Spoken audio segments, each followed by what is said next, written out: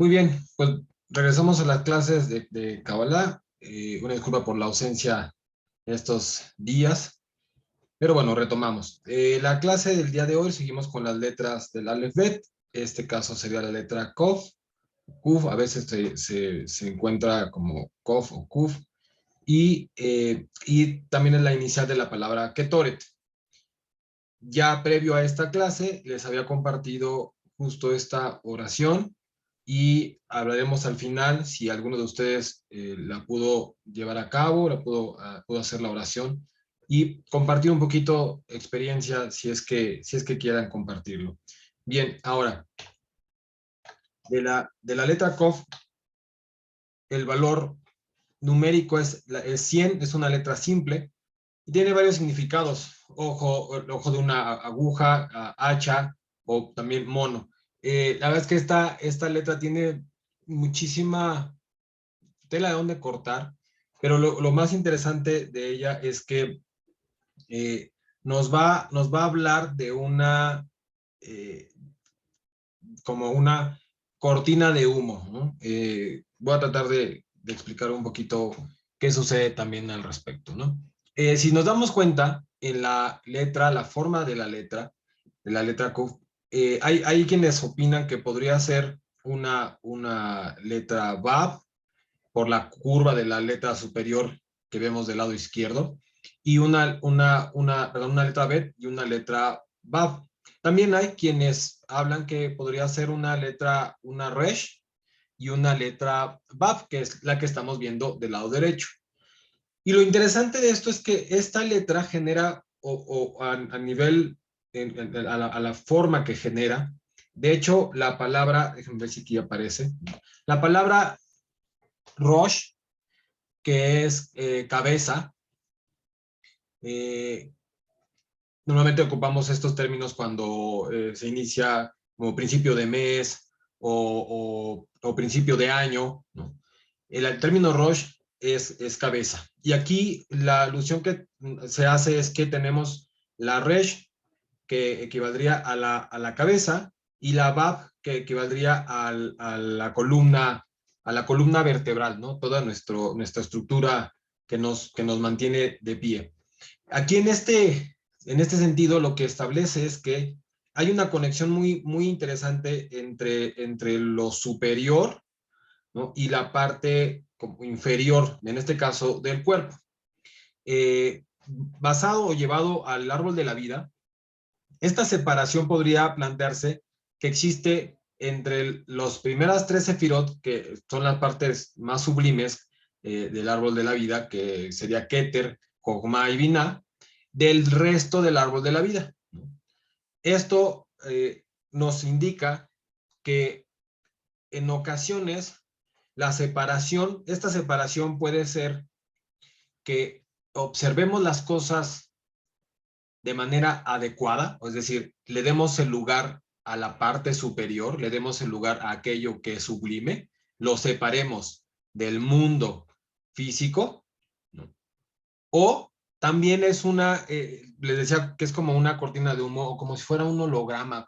No sé si algunos de ustedes recordarán, hay una película hace muchos años que se llama Historia sin fin, y hay una parte de la película que aparece pues casi al final, entre comillas, hay una parte en donde el personaje principal se enfrenta a uno, dicen que es como el más grande de los retos que tiene que pasar, todo caballero que tenía que pasar por ese lugar. Y lo que sucede es que en ese reto, en esa prueba, decía que todo mundo se venía abajo, ¿no? Era la prueba más difícil, los caballeros más fuertes se venían abajo, se salían corriendo, huían. Y el asunto es que en esa prueba estaba un espejo, pero el espejo mostraba, curiosamente esta historia planteaba de un niño que está leyendo un libro, pero este niño le hacían bullying, este niño parecería que no tenía como fortaleza, como débil, solo se refugiaba en los libros, pero en la historia el personaje principal resulta ser un caballero poderoso, un niño con muchísimas virtudes, que es el único capaz de salvar la historia. En esa parte, la historia del caballero, que está narrándose en el libro, Resulta que el personaje se encuentra con su otra parte. En el espejo, el caballero, que es el que estaba, o el niño héroe, llamémosle así, estaba sorteando muchísimas calamidades y de pronto tiene que enfrentarse a esta gran prueba en donde se da cuenta que tiene una debilidad o se da cuenta que no es tan fuerte como parecería, porque este espejo mostraba a ese niño débil, a ese niño que parecería que no coincide con lo que veo. Esto hago, o menciono esta analogía, porque en muchas ocasiones tenemos que entender o tenemos que diferenciar si separar los elementos, lo divino de lo mundano, es lo adecuado. Es decir, de pronto caemos, cuando entramos en un proceso espiritual, caemos en un punto en el que solo lo espiritual es lo válido, ¿no? Solo rezar, solo dejar de comer tal cosa, o no hacer, o levantarse a tal hora, hacer toda una serie de oraciones, porque eso que es santo o que es lo divino dentro de una enseñanza espiritual, o llamémosle, me tengo que aislar y me tengo que ir a un monasterio, quedarme en un lugar, o que antes me gustaba cierta música, pero después cuando empiezo en un camino espiritual, esa música niego de mi pasado, niego de mí, niego del mundo y solo planteo que el mundo tiene que ser santo y tiene que ser espiritual. Y ahí podemos tener un arma de doble filo, como un hacha, ¿no? O sea, el hacha puede ocuparse para leña, para cortar la leña y calentar, ¿no? O puede ocuparse para hacer algo terrible, ¿no? Algo para destruir, ¿no? Para destruir la casa del de al lado, la reja del de al lado. Y entonces de pronto guardamos eso, ¿no? Nos enfocamos solamente en que lo divino es lo importante.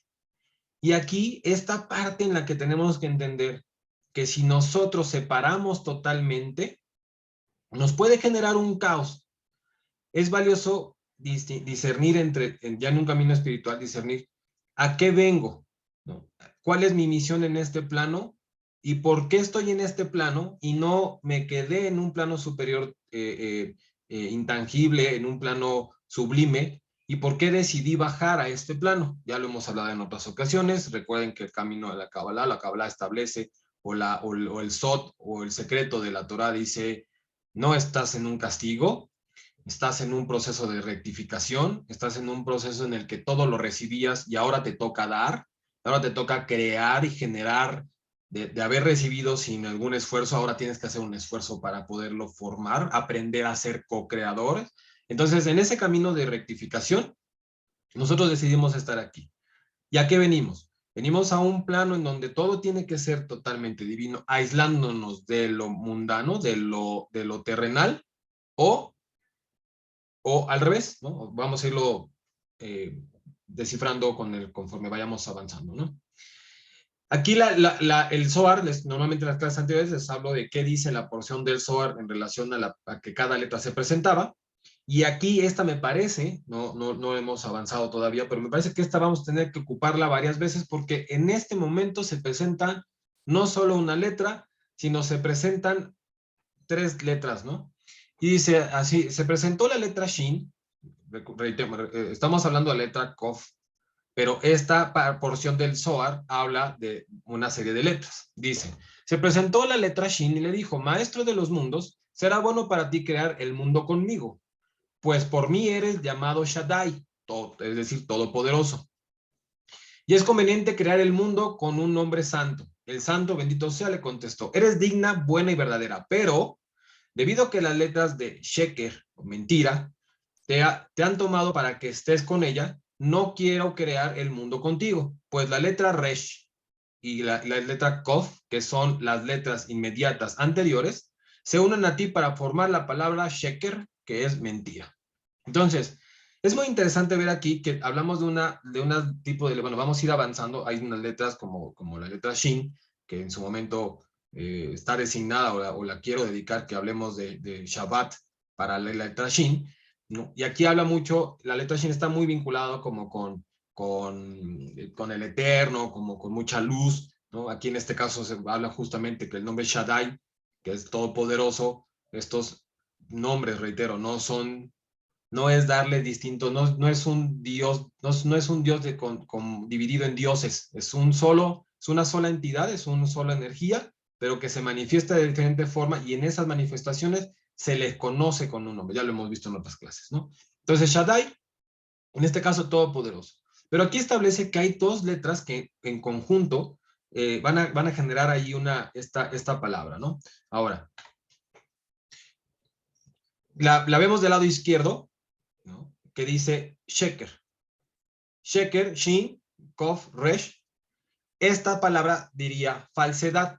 Sin embargo, estas mismas letras, solo que cambiando el orden de estas letras, diría Kesher, que esto significa, la traducción sería conexión.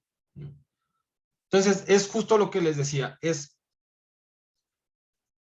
si yo pierdo el rumbo, si yo pierdo el piso, ¿no? Y me desconecto al 100% de lo que es espiritual, de lo que es mundano, puedo estar viviendo una falsedad, una mentira absoluta.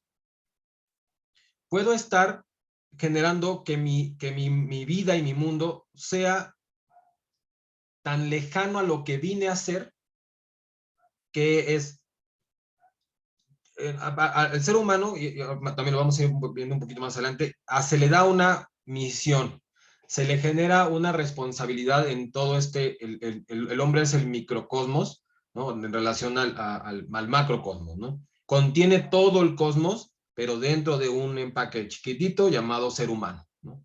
Tiene toda la energía, tiene todos los mundos anteriores. Entonces, ¿qué vengo a hacer? Vengo a generar una separación entre lo divino y lo mundano, o sea, el plano, o los vengo a unir. Lo dejo como pregunta y eso lo dejaré ahí en la mesa para saber de pronto qué es lo que hacemos. De pronto me llega como recuerdos o en momento he tenido la oportunidad de estar con personas que de pronto cambian radicalmente su vida en una vida súper llena de santidad, de espiritualidad, de acercamiento al eterno, ¿no? Y de pronto hablar de algo como una película, hablar de algo como tomar una cerveza, de pronto empieza a ser tan mitificado eso, o sea, es como aléjalo de aquí, esto no puede ser, ¿no? Cuando de pronto esto se convierte en un extremo, una polaridad, separa, rompe la unión entre los dos mundos. Y los mundos está diseñado, o la intención, si recuerdan una de las primeras clases, cuando mostraba yo la imagen del Magen David o la estrella de David, decía que lo que es arriba es abajo, pero se tiene que unificar, ¿no? Se tiene que unificar y les decía en su momento, ¿no? La misión de nuestra parte es poder generar esta unión. Ahora, es muy importante darle su lugar, ¿no? Esta analogía o esta parte en donde hay una separación. Por eso les decía que era como una cortina de humo, ¿no? O sea, depende de la elevación, del grado espiritual, de la búsqueda y del lugar en el que estamos, de cómo lo podamos ver. Separarlo es malo, dependerá de los ojos con los que veamos, dependerá de lo que estamos percibiendo, de si solo vemos que lo santo pertenece a este mundo y lo otro no pertenece, o tenemos que separar para darle el lugar que le corresponde, no mezclarlo, no combinarlo, no generar toda una serie pues sí, de mezclas, ¿no? O puedo darle su lugar, puedo darle el día, lo veremos cuando se hable, por ejemplo, de Shabbat, ¿no? Porque es un día del resto, porque tiene una energía determinada, porque él mismo separa o dice que ese día va a ser especial a diferencia de los otros, aun cuando los otros son especiales porque se formaron ciertas cosas en esos días. ¿Qué sucede ahí? ¿No?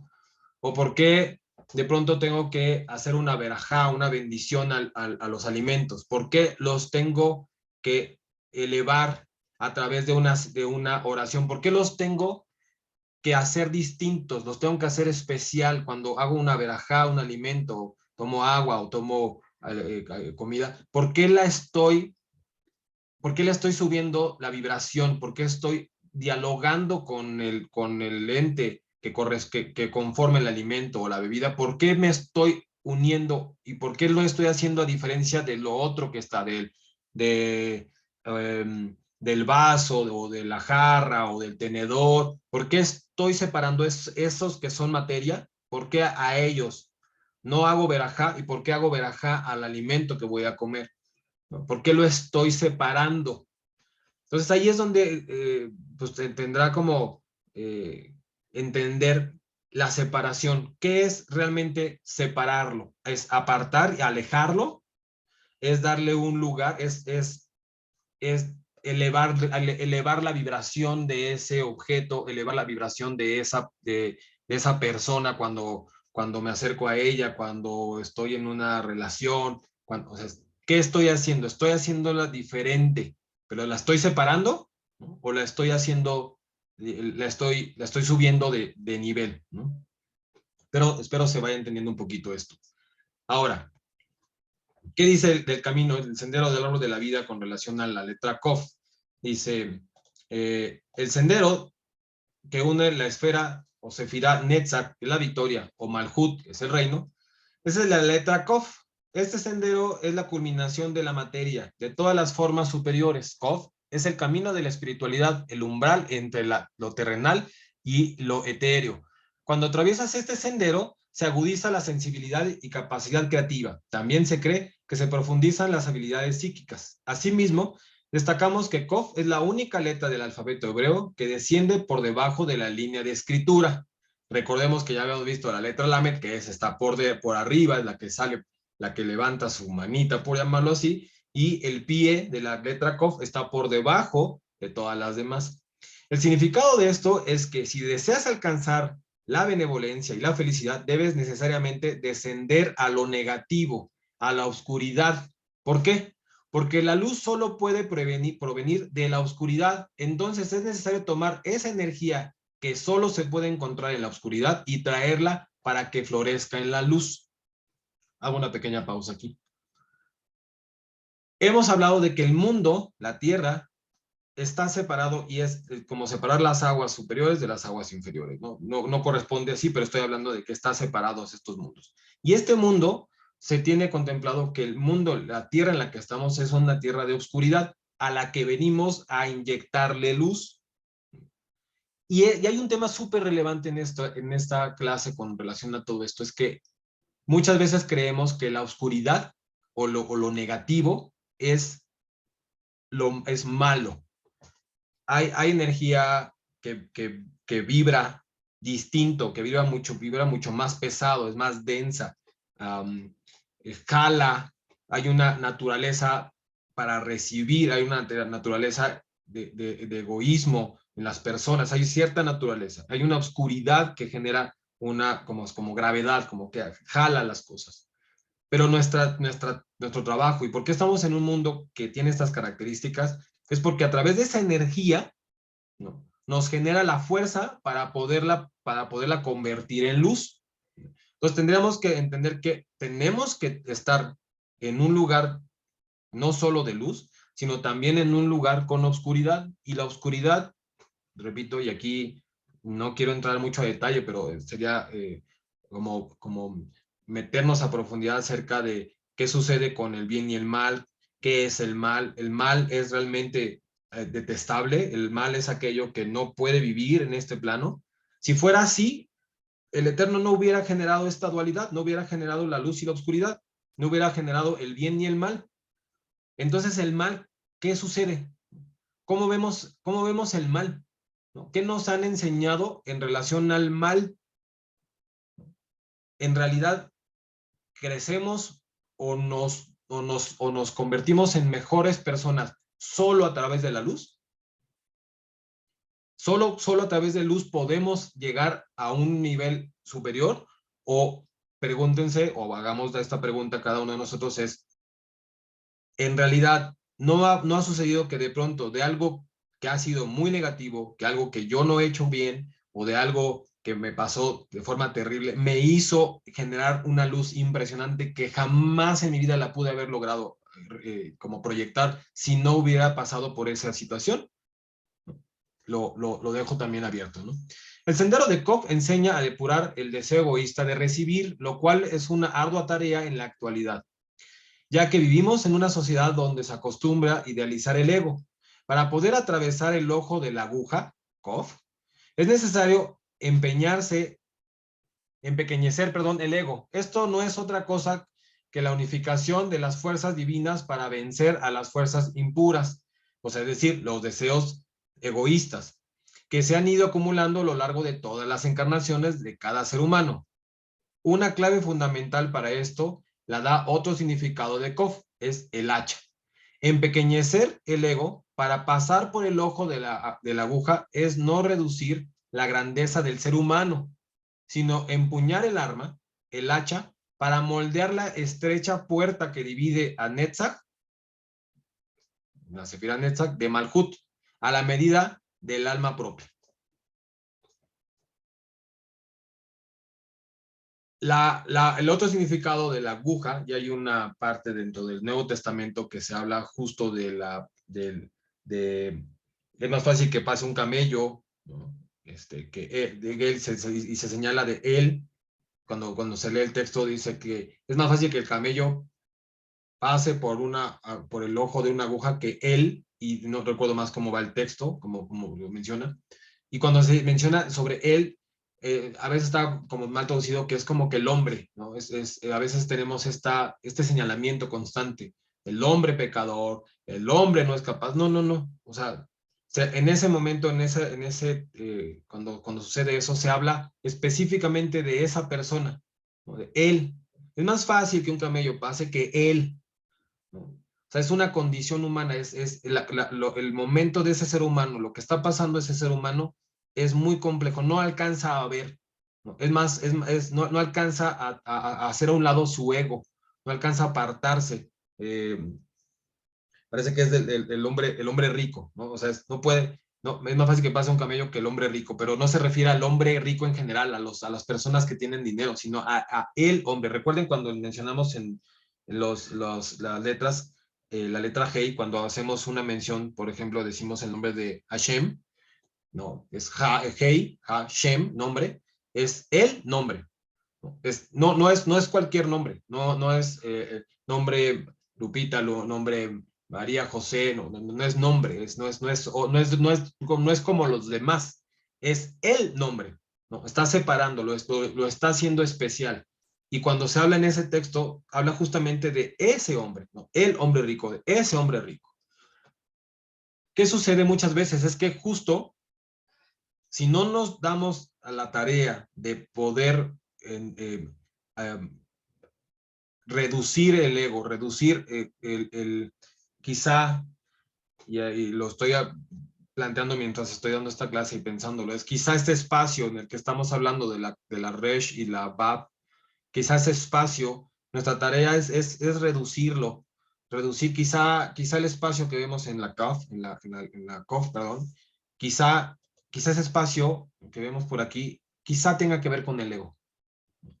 ¿Qué hacemos? ¿Qué tanto nos cuesta trabajo reducirlo, ¿no? Achicarnos?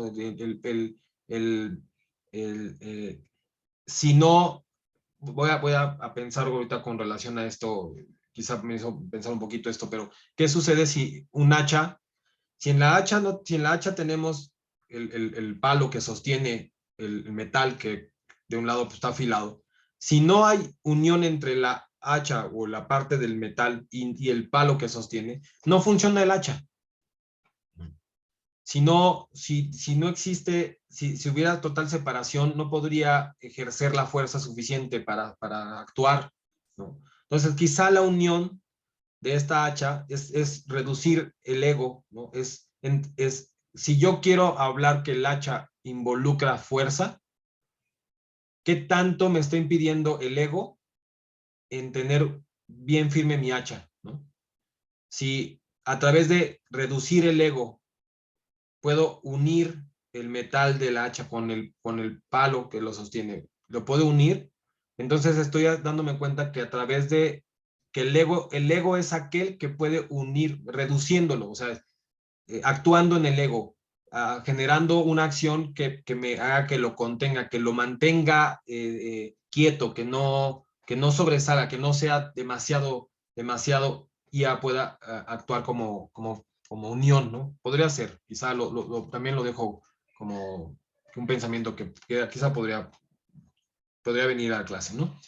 Ahora, vámonos ya con las letras. Recordábamos que en esta mencionaba que la palabra que íbamos a ocupar es ketoret, ¿no? La oración del ketoret, el incienso. Pero previo al incienso hay que hacer un poquito hacia atrás y ver qué sucede, por qué hablamos en el templo, qué sucedía en el templo, en los templos, ¿no? Y qué pasaba previo al ketoret. Porque ahora me mencionaré qué relación hay entre el corbán. El corbán, que muchas veces lo hemos traducido o nos han enseñado que el corbán era el sacrificio. Hay una diferencia, por ahí estaba leyendo que está la diferencia entre un holocausto y un corbán. El holocausto viene del griego, ¿no? Y habla justamente de quemar y demás, pero tiene otros significados. Y lo más interesante dentro de esto es que muchas veces creemos, porque hay una mezcla cultural dentro de los dioses de otras culturas, o por ejemplo la cultura griega, ¿no? En donde los dioses tenían que recibir un sacrificio para calmar la ira de ese dios, ¿no? Al que se le entregaba un sacrificio. Pero ¿qué sucede con el corbán? ¿O qué sucede con el sacrificio en el templo? ¿Era igual? ¿Se considera de la misma forma en donde voy a sacrificar un animal o voy a sacrificar algo para calmar la ira del Eterno? ¿Funciona así? Vamos viéndolo, ¿no? Esto es a lo que pasaba, ¿no? O sea, llegaba las personas, todo esto estaba involucrado el Cohen o estaba involucrado los sumos sacerdotes para poder llevar a cabo esto. No era un acto por mi propia cuenta y lo hacía sin un significado. O sea, había alguien especial dedicado a ello. Pero otra vez la pregunta es, y entonces, estas personas que además de hacer esto, que hacían oraciones y que había solamente algunos individuos especialmente preparados para poder entrar al Kodesh Kodashim, o sea, la parte más santa del templo. Eh, Todos ellos, entonces, hacían sacrificios, la sangre corría por las escaleras y había toda una serie ahí de maltratos y los animales muriéndose por ahí para sacrificar y calmar la ira del Eterno. Así sería, así lo podríamos contemplar. ¿Qué pasaría, ¿no? En el Midrash dice lo siguiente: el hombre es un microcosmos del mundo entero. A esa mezcla Dios le agregó el espíritu inefable de santidad, y tal como Dios imbuyó santidad en la parte física del hombre, el objetivo del hombre es imbuir activamente santidad en toda la creación. Esto lo dice el Midrash. Pero ¿por qué hacer un corbán? ¿O por qué hablo ahorita del microcosmos o de el hombre o este ser que fue creado con todos los reinos anteriores, el mineral, el vegetal, llega el animal y de pronto se para el Eterno y dice, este animal o voy a ocupar esta energía, todo esto que ya generé previamente, voy a ocuparlo y ahora voy a hacer un es decir, no sé, si lo analizáramos con esta idea de que nos hizo del barro o que fuera como que el Eterno agarró plastilina y empezó a hacer el perrito o el animalito y luego ahora hizo el hombre, pues era la misma masa, ¿no? O sea, aquí está el animalito, aquí y esta es voy a agarrar plastilina, voy a hacer voy a meter ahora a este animal o a este objeto, ahora le voy a meter un espíritu, ¿no? Al final esta idea de que se nos pasa esta batuta o esta energía del Eterno mismo hacia nosotros, ¿no? ¿Qué nos hace especial? ¿Por qué hablamos ahorita de lo especial que puede hacer el hombre? ¿Y qué relación tiene de la responsabilidad, la energía suprema, especial que tiene el ser humano? ¿Qué tiene que ver con el Corbán? ¿Por qué hacer este acto? ¿Por qué hacerlo? ¿Por qué hacer este asunto de llevar o un animal, o en ocasiones se llevaba harina, o sea, eran diferentes tipos de corbán o de corbanot, que son los sacrificios, o los, llamémosle, sacrificios, entre comillas, y lo dejo, no lo planteo como sacrificio, ahora explicaré. Dice, las ofrendas judías no son para Dios, tampoco son una especie de soborno para poner a Dios de buen humor. Dios, el Eterno, la energía sublime, superior, el Eterno, eh, eh, no lo necesita. Es una energía toda poderosa, todo lo tiene. Es pensar que, y lo hemos dicho en otras clases, tengo que hacer un acto para entonces subir el ego de una energía creadora en donde yo le tengo que rendir culto, y entonces eso lo hace feliz, y si no hago eso, entonces empieza con una ira hacia nosotros. Esta idea súper chueca, ¿no? Está limitando a un creador máximo, a un creador que todo lo sabe, a una energía que todo lo contiene, ¿no? A una perfección absoluta. Estamos poniéndole características humanas, ya lo hemos dicho, ¿no? O sea, al humano, al hombre, sí, a veces lo puedes calmar, ¿no? Su enojo lo puedes calmar con un regalo, lo puedes calmar con una buena palabra, lo puedes calmar con un abrazo, ¿no? Entonces tienes que darle algo para que calme.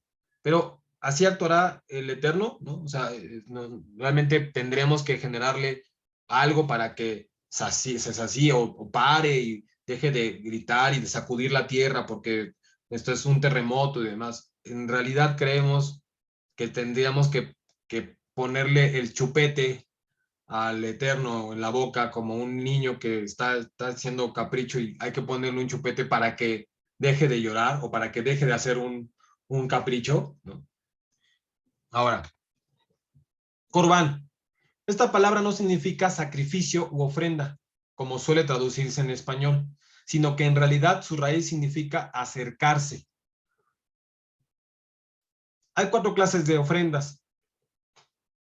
Está ofrenda de ascensión, olá, ofrenda de grano, minjá, ofrenda de paz, slamim, y ofrenda de pecado, hatat o asham. Pero vamos a hablar de una, no me voy a meter en las demás. Mencioné, hay algunas que son de harina, o hay algunas otras que tenían ciertas características, cuándo se llevaban a cabo, si eran solamente por un pensamiento de hacer algo malo, pero no se hizo, o sea, había muchas reglas. Pero vamos a hablar del el shalamim. Es una ofrenda voluntaria. Es la única que una parte del animal es quemada en el altar, otra porción la recibe el Cohen, es el sacerdote, y otra porción es comida por el dueño del corbán. La palabra hebrea shlamim viene de la palabra shalom, paz. Como esta ofrenda es compartida por 3 partes, simboliza la creación de paz en el mundo. Y voy a meterme en este tema en una cuestión como muy, muy tradicional en México, y es que, bueno, previo de eso voy a hablar. Pensamos nosotros que este tema de ir a sacrificar un animal es una barbaridad, ¿no? Es terrible, qué pensamiento tan retrógrado. ¿Por qué ir a matar un pobre animalito cuando el animalito ni culpa tiene, ¿no? Y quiero voy a tratar, ojalá lleguemos a alguna respuesta. Pues de hecho, yo solo comparto lo que he aprendido y la información que de pronto llego a recolectar, pero y esto con esto quiero decir que no hay una verdad absoluta, sino es como los puntos de vista que pueden ayudar o sumar en el día a día, ¿no? Y es que el animalito que comemos en una fiesta de 15 años, en una boda, el borrego o las carnitas para poder hacer un festín para los invitados, para estamos sacrificando un borrego, se sacrifica un borrego para calmar la ira de los que están ahí, se sacrifica para quedar bien con las personas, o cuál es el significado. En México es muy común que lo hagamos. ¿Cuál es el significado de sacrificar un animal y darlo a los que están, a los comensales, ¿no? A los que nos van a acompañar en una reunión? Si fuera tan inhumano, si fuera algo que no podría ser permitido, uno diría, bueno, es que lo estoy sacrificando porque vamos a comerlo, ¿no? Pero ¿cómo lo comemos? ¿No? O sea, la gente que se sienta a comer ese día está comiendo totalmente consciente de que ese animal dio su vida por el momento en el que una familia decide celebrar un acontecimiento irrepetible, un acontecimiento maravilloso. La persona que se sientan dicen gracias al animal, ¿no? O se sientan y comen sin ni siquiera percibir el animal, ¿no? Están de pronto viendo a la de la mesa de al lado cómo está vestida, o que si el señor no sé qué rollo, o que si la familia no sé cuál, o sea, no estoy hablando que todo suceda así, ¿no? Pero lo que voy es que de pronto en estos lugares o en estas reuniones sí lo vemos natural y está de pronto desconectada la esencia del por qué estoy compartiendo un alimento en masa con todos mis invitados, por qué estoy compartiendo, lo que estoy haciendo con ellos, qué quiero hacer. Y en realidad en ese momento, y no lo quiero comparar como me he dicho muchas veces, no quiero comparar que nosotros somos Dios, ¿no? Pero nosotros estamos en ese momento haciendo un acto de compartir y unirnos con todos los invitados. Estos son mis invitados. Estos vienen a la mesa a compartir algo en mi vida, ¿no? Y son mis invitados. No llegó cualquiera. No le abrí la puerta y se metió el de la tienda, el viene del carro. Lo generé para los que considero especiales que van a formar parte de este momento, ¿no? Estoy generando una unión, estoy generando un evento único. ¿Qué sucedía realmente en el Corbán? ¿O qué sucedía cuando se hacían estas uniones o estos actos de convertir la materia o este ser en estos, al quemarlo, partirlo, o sea, es decir, al que la vida de este ser trascienda de una forma? Y es que analicemos un poquito qué pasaba en ese momento con una cultura, con un pueblo que vivía del comercio, vivía de los animales que podía tener en su granja. Y lo más interesante es que en realidad los animales que eran permitidos para el Corbán no eran animales salvajes. No era que de pronto decía, híjole, yo cometí un error, cometí una desconexión, llamado pecado, cometí un pecado, entonces agarro una rata y voy y la quemo, ¿no? O agarro no sé qué, o sea, en realidad eran animales que tenían que ver con animales domésticos. Es decir, animales que para ese grupo de personas era tan importante como para nosotros pensar que el sacrificio actual podría ser tener que dar una quincena, una mensualidad, o tener que llevar algo, la televisión que me acabo de comprar, ¿no? Es decir, para estas personas, bueno, quizá lo de la tele no, pero voy a plantear quizá de otra forma, es el objeto el animal que estoy dando en el Corbán, es un animal que a mí me puede generar una ganancia, ¿no? Porque además, una de las características era que ese animal tenía que ser el mejor de los mejores.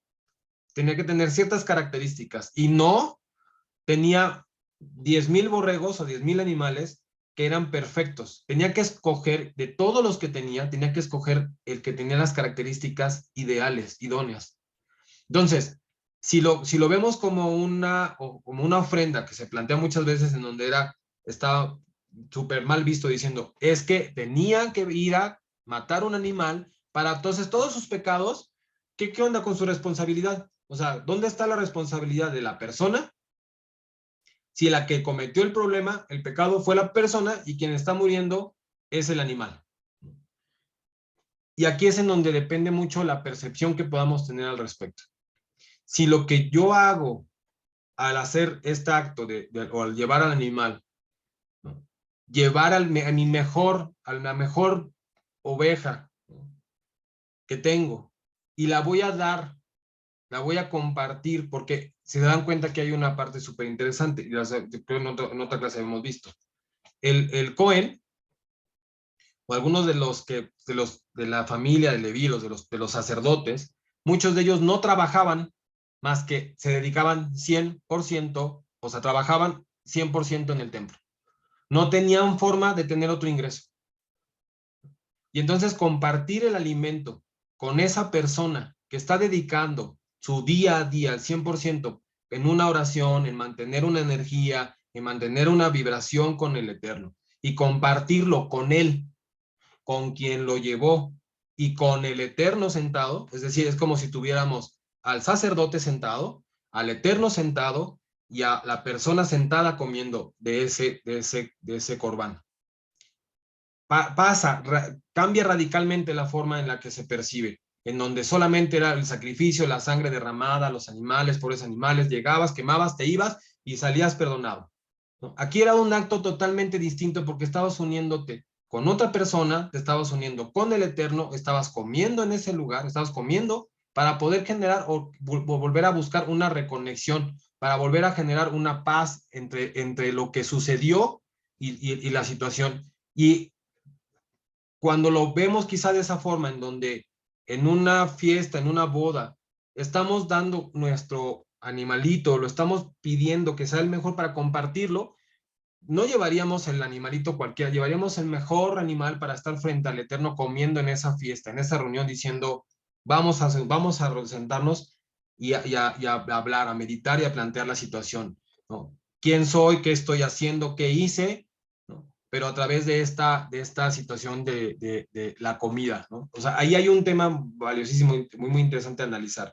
¿Qué relación hay a la comida que estamos involucrando al Eterno en ese ritual?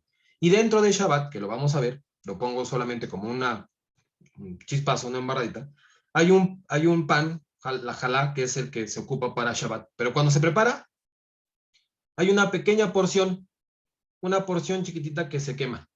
Ya lo hablaremos, ya diremos por qué.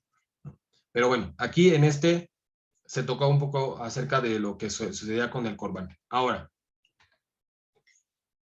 dice, ¿qué sucedía? ¿No? ¿Qué pasó en el Antiguo Testamento desde el inicio, cuando Abraham, antes de toda la historia, porque el Ketoret, bueno, que ya vamos a hablar, fue revelado a Moshe. A Moshe se le dieron las indicaciones del Corbán, de quiénes iban a ser los sacerdotes, qué iban a hacer. Le vas a indicar a los sacerdotes que tienen que hacer tal cosa, le vas a indicar al pueblo judío, al pueblo hebreo, que tiene que hacer tal cosa cuando haya una desconexión, demás. Todo esto sucedió, esas indicaciones se le dieron a Moshe. Pero desde el inicio de la Torah aparece Abraham y dice, nuestro patriarca Abraham le dijo al Eterno, ¿cómo puedo estar seguro de que mis hijos heredarán la tierra de Israel? El Eterno le respondió, en el mérito de los sacrificios, en el mérito de los korbanot, estará garantizado. Abraham respondió, esto solo será suficiente mientras el templo esté en pie. ¿Qué pasará después de que éste sea destruido? ¿Qué garantiza su derecho a la tierra en ese entonces? El Eterno respondió, que reciten la sección de los sacrificios y yo lo consideraré como si estuvieran ofreciéndolos. Y aquí viene ya qué sucede con el Ketoret. El Ketoret, incienso. ¿Qué relación hay y por qué lo puse previo al incienso o al Ketoret? El Ketoret se prendía únicamente con las cenizas del Corbán. Y del Corbán, ahora hablaremos, o sea, en esta, ¿qué relación hay del por qué estoy quemando, por qué tengo que prender este incienso, la mezcla de olores, la mezcla de especies, por qué tengo que quemarlas o prenderlas con la ceniza del corbán. Y el corbán es en este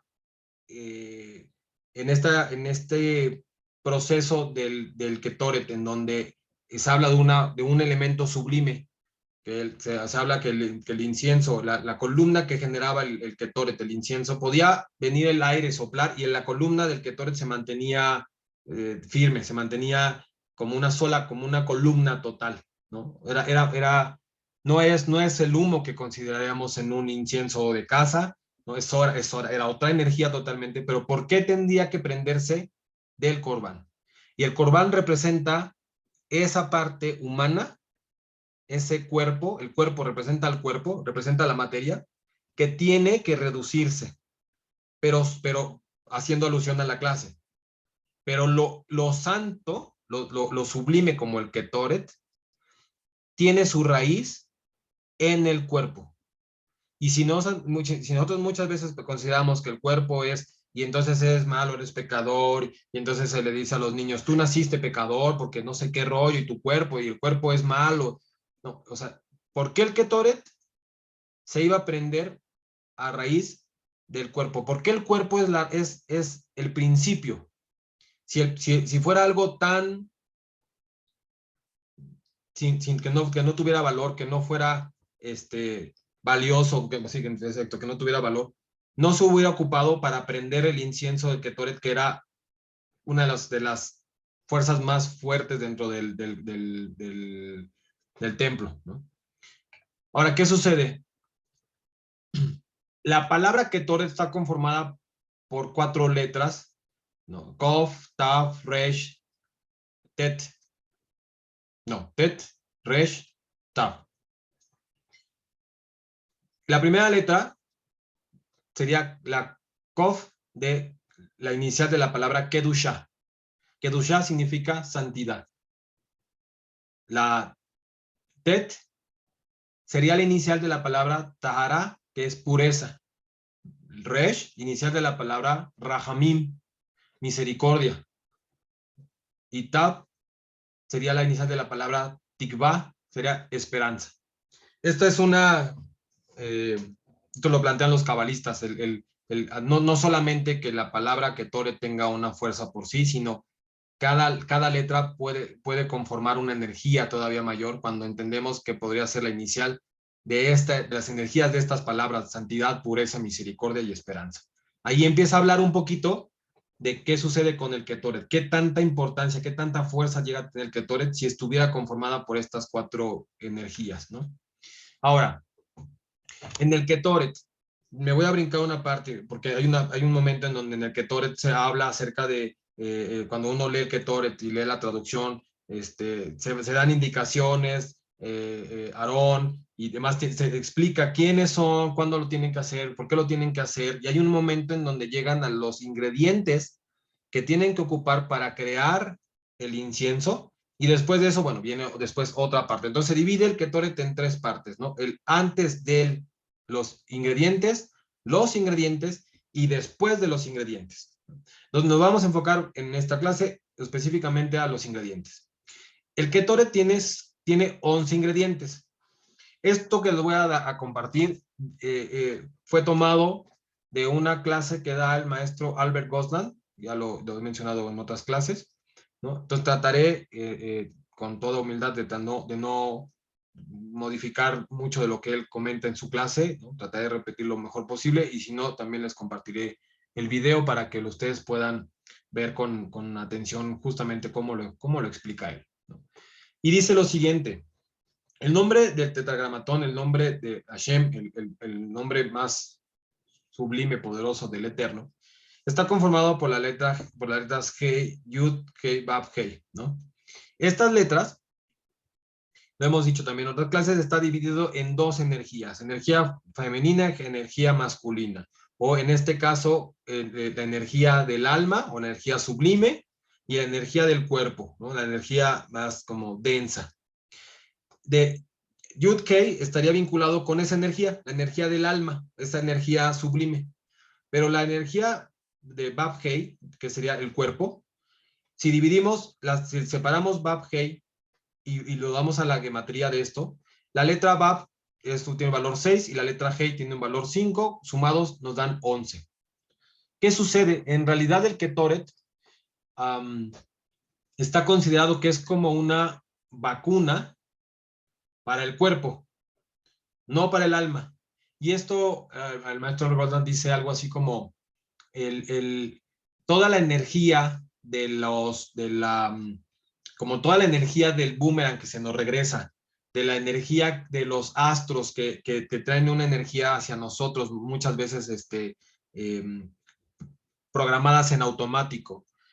Lo que están haciendo estas energías es tratar de debilitar o se alimenta no del alma, ¿no? Porque el alma, decía yo hace rato, el alma que se nos dio, ¿no?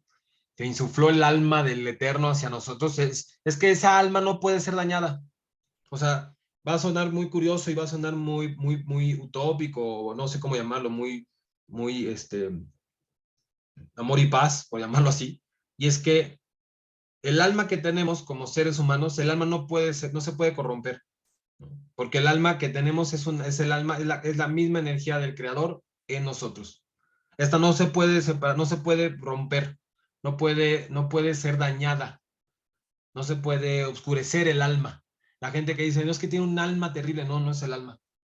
No, es que ese no tiene alma, no, sí, sí tiene alma. No. O sea, el problema no está en el alma, el problema está en el cuerpo. El cuerpo permite que el alma haga su trabajo, ¿no? El cuerpo permite que el alma genere la luz necesaria, o es la percepción del cuerpo el que está impidiendo el trabajo del alma. Entonces, no tendríamos que vacunar al alma, ¿no? No tendríamos que darle algo para que el alma se cure. No, lo que tenemos que hacer es ayudarle al cuerpo para que deje que el alma haga su chamba. Entonces, si el cuerpo, estas dos energías que estamos todo el tiempo moviéndola, es la energía del alma y la energía del cuerpo, lo que necesitamos es que el cuerpo tenga esa vacuna o tenga esa capacidad de ceder, saciar muchas de su energía, saciar su energía de ego, saciarla de alguna forma. Y el Ketoret, con estos 11 elementos, establece que es una vacuna que va dirigido al cuerpo, ¿vale? Un segundo, por favor. Dice, los 11 ingredientes son los siguientes. Cuando uno le estaba leyendo el Ketoret, empezamos a hacer toda esta parte entonces Aarón dice, o cuáles son las indicaciones, y cuando se llegan los ingredientes, incluso en el mismo texto del Ketoret, se hace una indicación que es muy bueno contarlo, ¿no? O sea, es separarlo otra vez, es darle su lugar, darle no solamente son palabras que están dentro de una oración, sino hay que darle sus espacios y mencionarlas, como cuando contabilizamos a los niños de una escuela y decimos, son los niños del salón tal, 1, 2, 3, 4, 5, son los de ese salón, no es de cualquier otro, son los de ese salón. Pues aquí es contarlos para poder determinar que son específicamente de estos y que cada uno va a tener su propio, el porqué de ese nombre, ¿no? Entonces, sería Atzori, Beachiporen, Bea Helvena, Bea Lebona, Mishkal, Shivin Mané, Mor, Ochia, Beshiboletner, Bejarkon, Mishal, Shisha, Asar, Shisha, Asar Mané, Ko, Shene, Masar, Kilufa, Shelosha, Kinamon, Tisha. Estas son la forma en la que uno va mencionando los ingredientes del Ketoret. ¿Qué sería? Es el bálsamo y la raíz aromática y el bálgamo y el incienso de 1 peso de 60 medidas cada uno, mirra y casia y espiga de nardo y azafrán, cada uno con 1 peso de 16 medidas, costuz 12 medidas, corteza de árbol aromático 3 medidas, canela 9 medidas. Ahora, leía una parte dentro de la Cábala que decía, ¿Y por qué, si ya se tienen los ingredientes, por qué no se sigue haciendo esto? Y en realidad se plantea que esto es súper peligroso en este momento llegar a hacerlo, porque en realidad esto estaba diseñado para hacerlo eh, em, dentro del templo, ¿no? La energía del templo, el cómo fue construido, también tiene ciertas medidas, está en un lugar determinado. O sea, el templo contiene una energía, la contiene, ¿no? Es como no sé, va a sonar quizá feo como lo voy a plantear, pero es como el objeto, todo el objeto que contiene a la bomba atómica, ¿no? O la bomba atómica que dentro de él está toda la energía que tendría que contener y protegerlo, ¿no? O aquel contenedor un reactor nuclear, ¿no? Ahí está conteniendo, ¿no? Para que no se desborde esa energía. Entonces el templo tiene unas características determinadas. Y si esa energía que era capaz de contenerlo, que no se hacía pedazos por la energía, les decía en su momento, había situaciones en donde el mismo Cohen, ¿no? Los que tenían que hacer ciertas oraciones, si no tenían ciertas características, cuando entraban, ya no salían vivos, ¿no? Porque por la energía que se movía, una energía tan fuerte. Entonces, plantean que, uno, es peligrosísimo, dos, no está diseñado para hacerlo fuera del templo.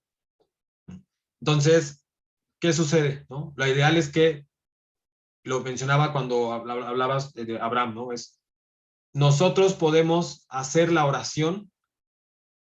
Para eso es, o sea, hacer la oración, mencionar la oración, es como si estuviéramos generando o activando esa energía.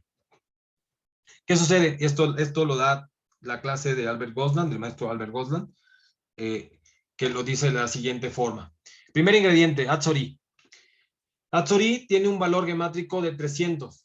¿No? ¿Cómo es que este valor gemátrico de 300? ¿No? Es la palabra de Elohim.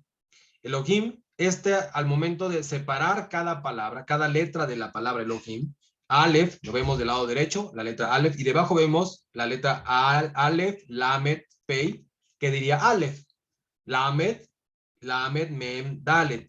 ¿Okay? Así sucesivamente se va separando el nombre de Elohim, y esos 13, o sea, es decir, el valor 300 es igual a Elohim, pero cuando separamos Elohim, nos da 13 letras.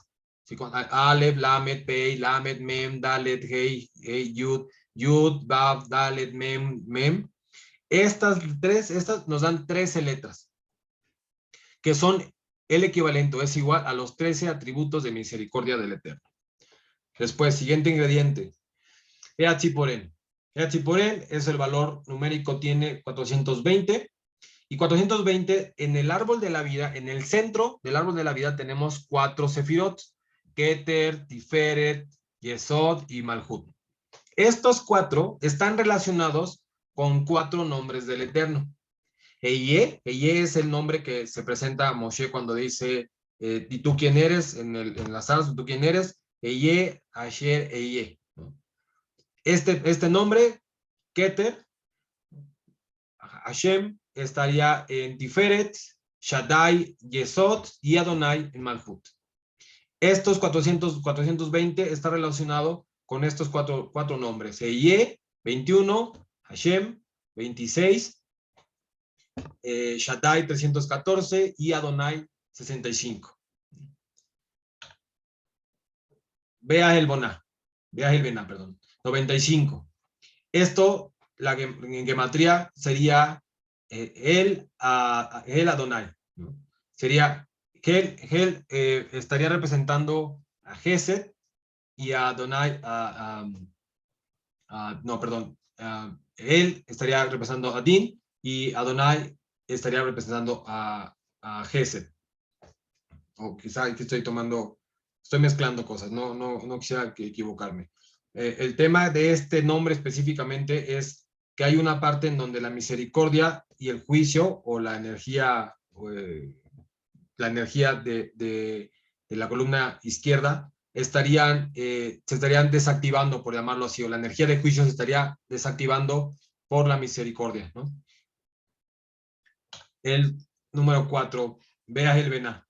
Bea Lebona, perdón, sería el número 93 en gematría, su valor 93, y este valor equivale a el término Magen. Ya lo hemos dicho, Magen es el escudo, la estrella de David que conocemos, también conocido como Magen David o el escudo de David, y las letras que conforman Magen, Mem, Mem, Gimel, Dalet, perdón, también corresponde a tres ángeles, perdón, a Mijael, Gabriel y a Nuriel.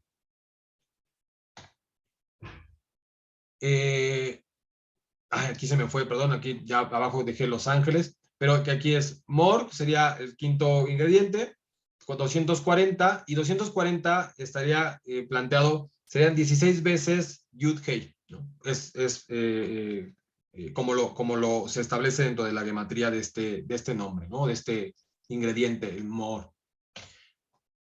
Uxia, 275, y aquí se establece que el nombre que valdría Adonai en progresión con otro elemento, ¿no? Ahora lo vamos a ir como extendiendo un poco, ¿no?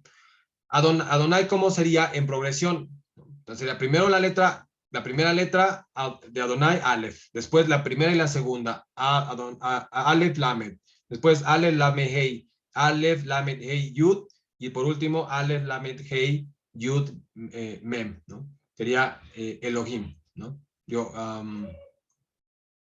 Bueno, exacto, el Elohim o Adonai, ¿no? ¿Qué sucede aquí? Cuando se juntan estas letras nos da el valor de 200, ¿no? Pero cuando sumamos o Elohim, lo juntamos con Cohen, que es justo esta parte que mencionaba, de en donde hay una persona que hace esta unión, como que baja la energía o que conecta el Malhut con la energía superior, ¿no? En ese momento esta conexión que permanecía constantemente dentro de un templo, ¿no? Que era nuestra representación. No estoy planteando que uno no pueda estar conectado directamente con el Creador, pero en ese momento había un sistema, una serie de engranes que son el Cohen, el templo, el Corbán, el Ketoret, una serie de engranes para que esa maquinita, ese reloj funcionara en ese momento. Era necesario que estuviera así. Bueno, esta unión entre el Cohen, el mundo de Malhut y Adonai, se unifican en este ingrediente 275 que corresponde a Uxia. 7. Beshibolet Ner. En este representa, o la gematría serían 986, y estaría, el nombre es Torah Shelema, ¿no? Sería la Torah completa, ¿no? La Torah por sí, toda la Torah estaría haciendo la equivalencia de este ingrediente con Beshibolet Ner. 8. Bejarcom, 280, ¿no? Y aquí hay un nombre, también se llama nombre del Eterno, una mezcla de letras, una energía determinada, que en este caso sea Mitzpah. Mitzpah, que son las letras Sofí, ¿no? Que son las letras finales, que ya se habían mencionado, ¿no? Está una Mem Sofí, está la Nun Sofí, o cuando termina la palabra, recuerden que al final tenemos una letra. Entonces, Mem Sofí, Nun Sofí, Sa Sofí, Pei Sofí y Hei Sofí, ¿no? Het Sofí, perdón. En este caso, estaríamos, esta energía de estas letras estarían hablando de 280 en valor gemátrico. El ingrediente 9, Kosht, 415, sería la palabra Kedushá, que sería santificación. El ingrediente 10, Kilufá, 221, sería la equivalente a la palabra Erech, que en realidad se plantearía como el largo en la ira. Ahora, recordemos, no hay una ira directamente del Eterno. No existe que el Eterno haga un acto que entonces apriete un botón y genere esta reactividad como el ser humano tenemos, que por algo que nos hicieron mal, entonces empezamos a entrar en ira o en enojo y demás. La ira mucho dentro de la Kabbalah se establece que la ira en realidad es esta acción-reacción, ¿no? Es que lo que generamos tanto individual como colectivo, como personas, esa energía que generamos tarde en llegar, no tarde en regresar a nosotros para que tengamos el tiempo suficiente para rectificarlo, para acomodar y arreglar las cosas y que no recibamos el impacto, ¿no? Ese golpe, que es la forma de establecerlo, es como la ira, la ira, ¿no? Que no nos pegue tanto, ¿no? Y el 11º elemento, Kinamón, sería valor numérico gemátrico 246, y este estaría dentro de la palabra Derek Hatov, que sería buen camino, ¿no? Como lo vemos aquí, maestro Albert Gosland, que tiene un conocimiento súper amplio en toda estas combinación de letras, en la fuerza de cada una de las letras, en tener un conocimiento acerca de qué sucede con la gematría, por qué las palabras que vemos muchas veces tan simples, en realidad tienen una energía o una equivalencia detrás de ella, que cuando lo analizamos, no solamente resultan ser pues el incienso o cualquier otra de estas especies que se requieren, sino en realidad tienen una vibración, tienen una energía. Ahora, ¿qué dice el Zohar? La persona que recita la porción de Ketoret a diario con vocación será apartada de cualquier sufrimiento o herida durante todo el día. También dice, si el hombre mortal se diera cuenta cómo el santo bendito sea aprecia la porción de Ketoret, tomaría cada una de sus palabras y la colocaría sobre su cabeza como una corona de oro. Esto es lo que dice el Zohar en relación a la oración del Ketoret. Terminamos la clase con el hablar con la letra, presentarnos, que la letra se presenta entre nosotros durante un minuto y regreso a la clase, a cerrar clase.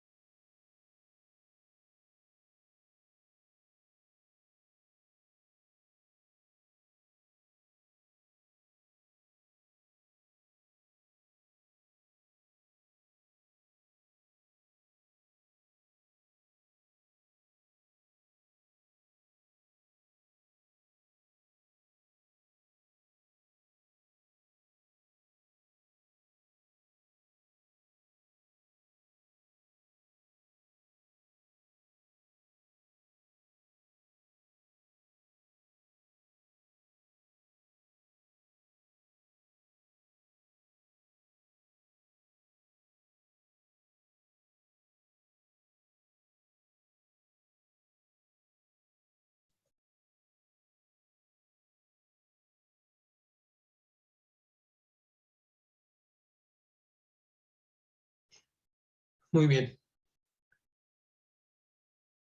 regresamos a clase y se abre el micrófono si alguien tiene alguna duda, si alguien quisiera compartir o preguntar algo, por favor, adelante con abriendo el micrófono, compartiendo cualquier inquietud que tenga. Hola, buenas noches, soy Víctor. ¿Qué tal, Víctor? Buenas noches.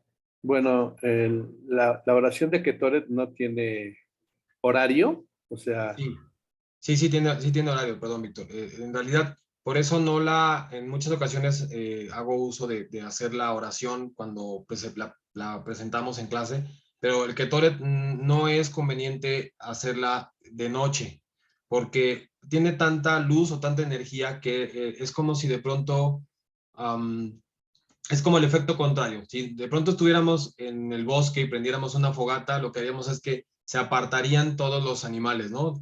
O sea, a través del fuego y demás genera como esta luz.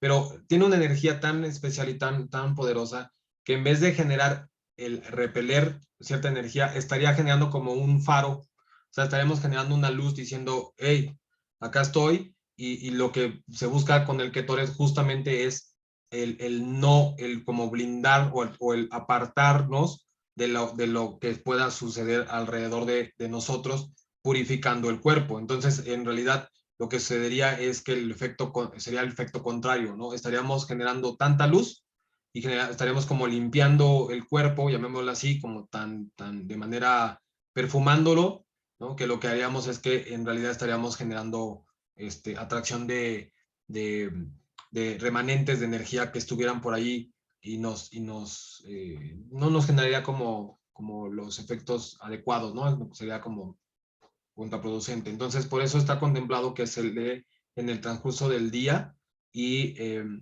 depende, ahí está el shaharit, que es en la mañana, o está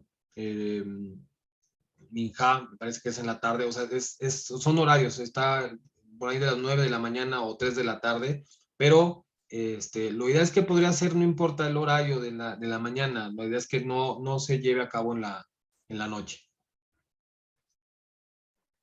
Sí, gracias, porque cuando mandaste el Ketoret por el WhatsApp, Ajá. pues yo lo estaba leyendo en la mañana y en la noche, la verdad. Ok, ok. Sí, Ya. Digo, aquí en este sí, caso, por ahí, lo había puesto también en el grupo justo este comentario en relación al horario. Se me hace que por ahí se fue entre los mensajes que no se alcanzó a leer, pero sí, justo les pedía o les decía que se evitara hacer. Ahora, esto que mencionas, evitarlo, no es algo que no haya forma de revertir o que ya uno, como uno dice, chin, ya la regué, ya vale, no, o sea, en este sentido, el conocimiento, y justo voy a tomar en clase aquí un comentario que una persona aquí de la clase me hizo hace unos días, me decía, oye, es que, ¿qué sucede cuando lo importante es pronunciar las oraciones en hebreo? Porque podríamos nosotros hacer las oraciones, la traducción del texto, hacer la traducción y leerla en español. Lo importante dentro de las oraciones, al menos la Cábala lo plantea así, es que la traducción nos va a servir para saber qué estamos diciendo, ¿no? O sea, la esencia del texto, pero el pronunciarlo en hebreo nos va a ayudar a vibrar, a volver a alinear nuestra alma o nuestra esencia, alinearla con el lenguaje entregado en la Torah, entregado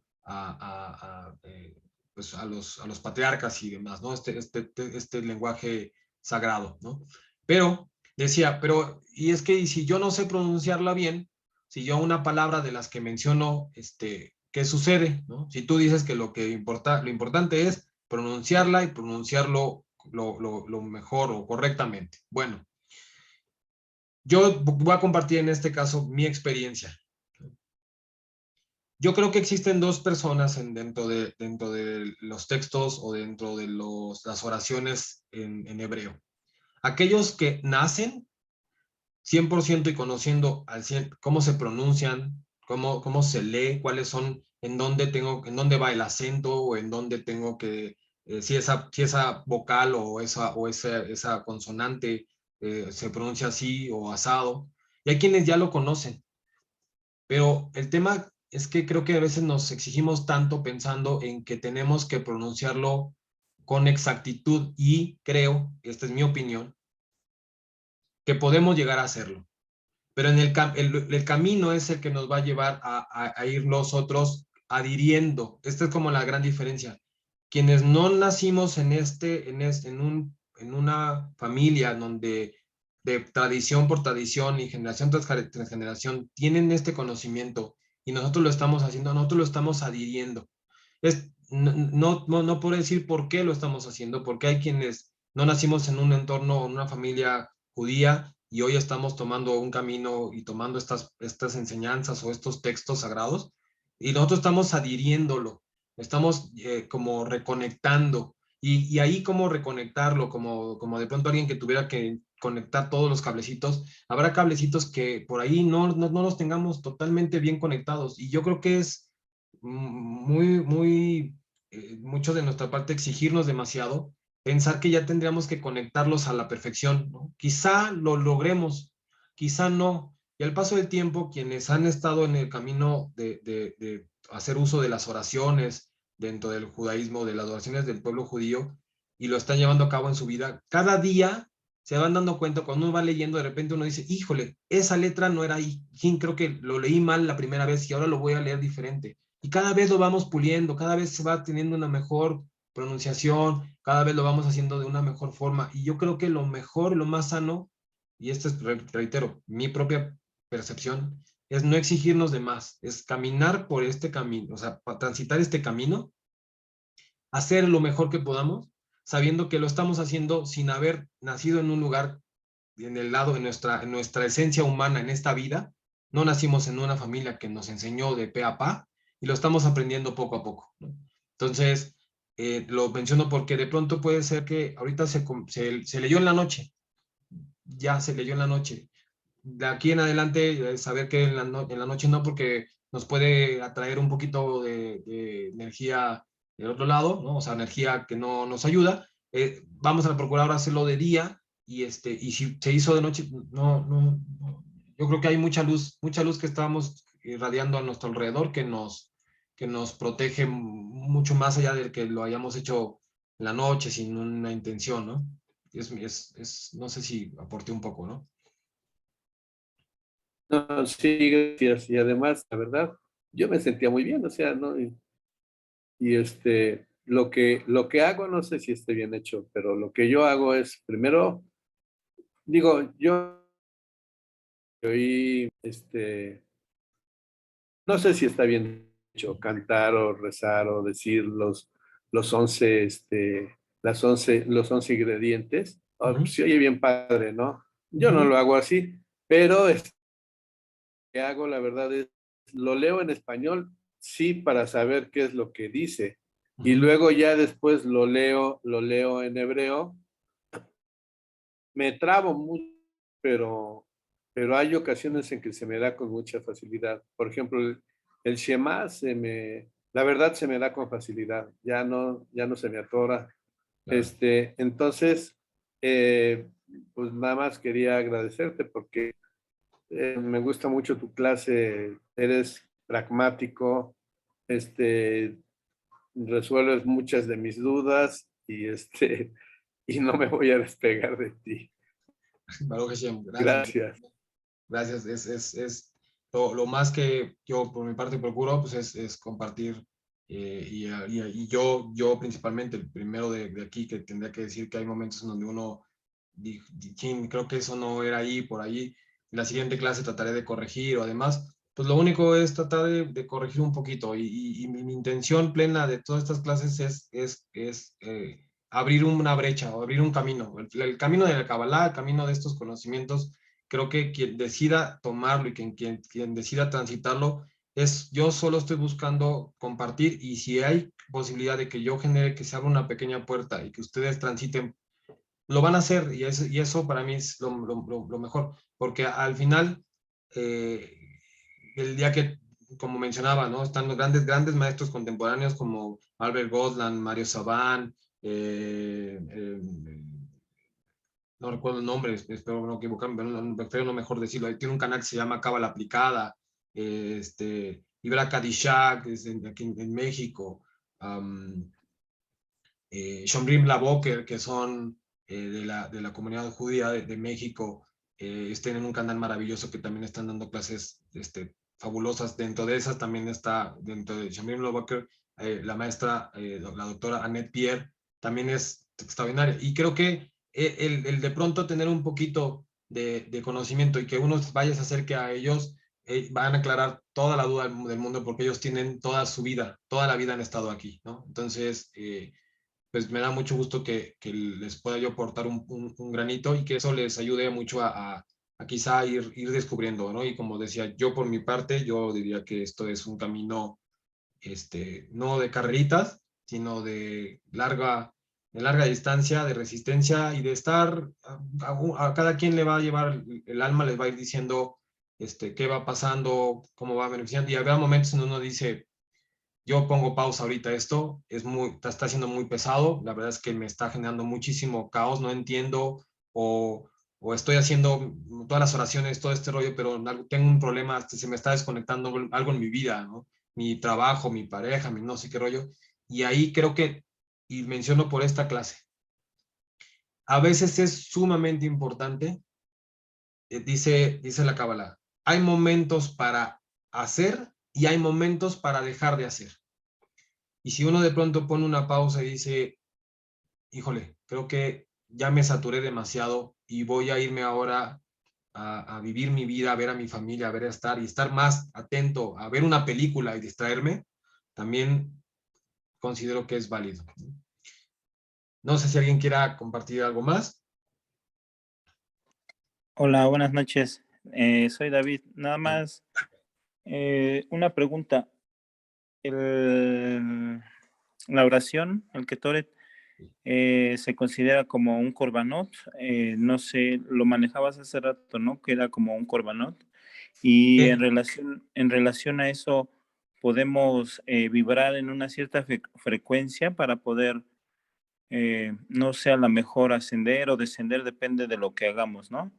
Sí, en Eh, realidad, ajá. yo mencionaba que justo cuando Abraham hace esta mención o que se supone, esto debe estar dentro del Midrash o de alguno de los comentarios de la Torah hablada, oral, perdón, tiene que, en realidad, cuando se menciona que qué pasaba si los sacrificios, decía leer el Corbán, ahí quizá estamos haciendo una combinación, porque en realidad, estamos hablando del Ketoret, pero Abraham, o la lectura que se tuvo en ese momento de Abraham, decía que lea el Corbán, ¿no? Y el Corbán no se lee, ¿no? Porque en realidad no hay una oración del Corbán, o al menos que yo sepa, quizá investigaré un poco al respecto, pero, y de seguro sí, de seguro el Cohen tenía que hacer una oración para empezar el Corbán, empezar a hacer llamemos sacrificio que les dije, ¿no? Hacer ese ritual. Y quizá debería haber, pero no se habla dentro de los textos o dentro de las lecturas, no recuerdo que hubiera alguna oración relacionada al Corbán. Pero el Corbán, como mencioné, está relacionado íntimamente con el Ketoret, porque para poder aprender el incienso, tenía que estar el corbán previo, o sea, tiene que haber una ceniza o el carbón o el fuego, no sé cómo haya sido en ese momento, pero tenía que estar presente el corbán para que se presentara el ketoret. Entonces, muchas veces están tan relacionados uno con otro que en realidad se refieren justo a ese acto, ¿no? A esa energía. Ahora, eh, pensando que realmente a lo que yo me enfoqué en esta clase era hablar específicamente del Ketoret, hay quien dice que cuando uno está haciendo una oración no está como recordando un acontecimiento, sino que está en el acontecimiento. Entonces, no es que te tengas que pensar en elevarte a un lugar determinado, sino que al momento de que estás leyendo el Ketoret o estás haciendo la oración del Ketoret, se supone que es como si te estuvieras formando parte, como el Cohen, como si tú estuvieras formando parte del momento en el que se llevaba a cabo. Entonces, ¿qué es lo que tendría que uno visualizar o obtener en mente? Pues es eso, es justamente estar en el templo haciendo ese acto, ¿no? Sabiendo que al final pues soy yo, soy José Juan, o soy Luis, o soy David, o soy Víctor, o sea, yo lo que lo estoy haciendo, no soy el Cohen, pero estoy llevando a cabo ese acto, ¿no? En donde el representante que era el Cohen, que era la unión de un ser humano en relación a un túnel de energía, una energía muy fuerte, que tenía que haber un ser presente, que era un ser humano. Entonces yo hago acto de ponerme como ese ser humano haciendo ese acto. La ventaja, y esto es como les decía, había momentos en donde el Cohen o el sumo sacerdote tenía que tener un peto con diferentes piedras para protegerse por la vibración y la energía que tenía, ¿no? O sea, formaba parte de de su uniforme, ¿no? Para que por algo esas piedras también generan una vibración, como cuando uno dice, es que me dio en un cuarzo. Bueno, uno piensa que el cuarzo es una cosa simple, ¿no? Tiene una energía muy fuerte. Y había piedras y había algunos piedras que se colocaban en el peto para protegerlo. La ventaja para nosotros es que pues no entramos al cote, o sea, no entramos al templo, ¿no? No, entramos, o sea, lo estamos haciendo por fuera y estamos haciendo esta oración, entonces eh, no nos genera tanta bronca de hacerlo como si decían ellos. Entonces, ¿qué tienes que estar visualizando? Pues estar dentro de ese mismo lugar, ¿no? Pensando también que lo que estás haciendo como algo que te beneficia a ti, pero también beneficia a los que están a tu alrededor, ¿no? O sea, es como siempre pensando en plural, ¿no? Creo que podría ser por ahí. No sé si aclaré un poquito o generé más duda. No, sí está muy bien, muchas gracias. Muy bien, perfecto, David. Pues bueno, si no hay algún otro comentario, cierro la clase como todas las veces anteriores con Ana Bejoa, Geulay Mineja, Tatir Cherura, Kaberrina, Damhasak Benu, Tajaren Unura, Nagibor, Dolshei Judeja, Kebaba Shamren, Barhem Tajarem, Rahamet Chikateja, Tamil Gomlen, Hasim Kadosh, Verop Tubha, Naela Dateja, Yahid Geyelem Japene, sobre Keduchateja, Shabatenu Kabel Ushmat, Chakatenu Yodea Talumot. Perfecto. Pues muchísimas gracias, que pasen muy buena noche, Laila Top, Amén. y nos vemos la próxima clase. Gracias. Gracias. Buenas noches. Gracias. Bye bye.